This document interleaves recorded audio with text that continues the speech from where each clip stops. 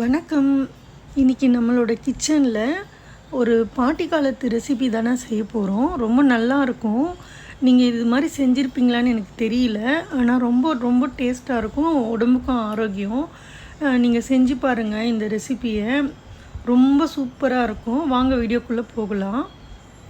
நம்ம அடுப்பில் குக்கர் வச்சுட்டோம். கொஞ்சமாக எண்ணெய் விட்டுக்கலாம் தாளிக்கிறதுக்கு.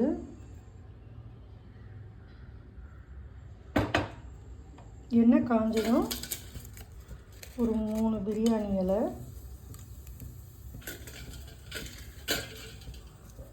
ஒரு 4 பட்டை,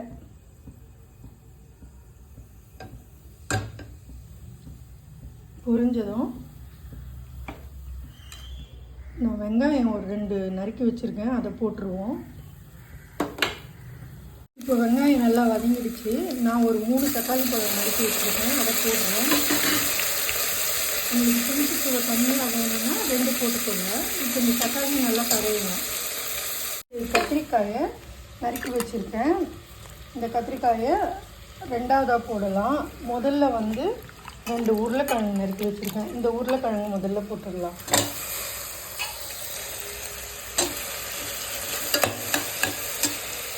இந்த உருளைக்கிழங்கு கொஞ்சம் வெந்த பிறகு கத்திரிக்காய் போடலாம்.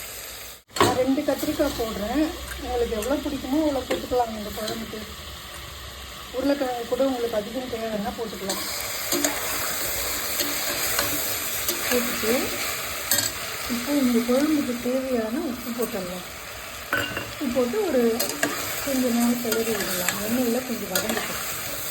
இந்த குழம்புக்கு நம்ம ஒரு மசாலா அரைக்கணும். ஒரு 1/4 முடிக்கு கொஞ்சம் அதிகமாக நான் தேங்காய் எடுத்திருக்கேன். அது கூடவே ஒரு 10 மிளகாய் எடுத்திருக்கேன். உங்கள் காரத்துக்கு தகுந்தபடி நீங்கள் எடுத்துக்கோங்க.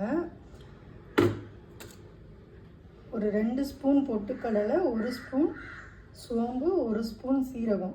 இது எல்லாத்தையும் நல்லா ஒரு வெண்ணெய் பதத்தில் அரைக்கணுங்க. அரைச்சிட்டு நம்ம எப்படி செய்யுதுன்னு பார்க்கலாம். இப்போ பாருங்கள், நம்ம இந்த மசாலா அரைச்சோம் பார்த்தீங்களா, அந்த விழுதை இந்த இதில் போட்டுடலாம். போட்டுட்டு நல்லா தண்ணி விட்டு அலம்பி விட்டுடலாம்.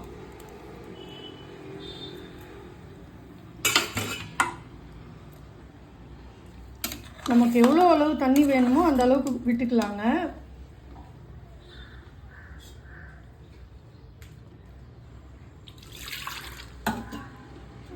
ஜார் கழுவின தண்ணியும் சேர்த்து நான் விடுறேன்.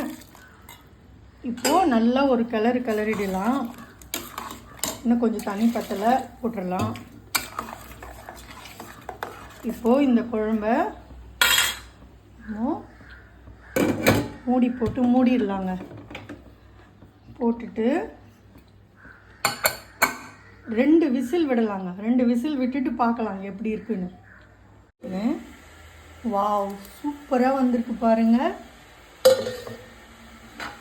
எப்படி இருக்கு பாருங்கள். பார்க்கும்போதே மூடியை திறந்த உடனே கமன்னு வாசனை. நம்ம போட்ட சீரகம், சோம்பு இதனுடைய வாசனை.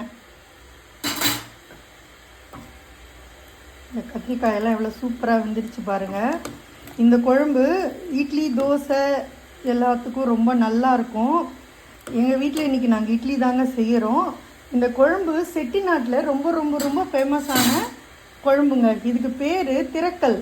இதே முறையில் நீங்களும் வீட்டில் செஞ்சு பாருங்கள். தினமும் சாம்பார், சட்னி இந்த மாதிரி செஞ்சு போர் அடித்தவங்களுக்கு இந்த குழம்பு ரொம்ப நல்லா இருக்குங்க. ட்ரை பண்ணுங்கள். நன்றி, வணக்கம். ராஜகுமாரி லைஃப் ஸ்டைல் பிடிச்சதுன்னா மறக்காமல் சப்ஸ்கிரைப் பண்ணுங்கள்.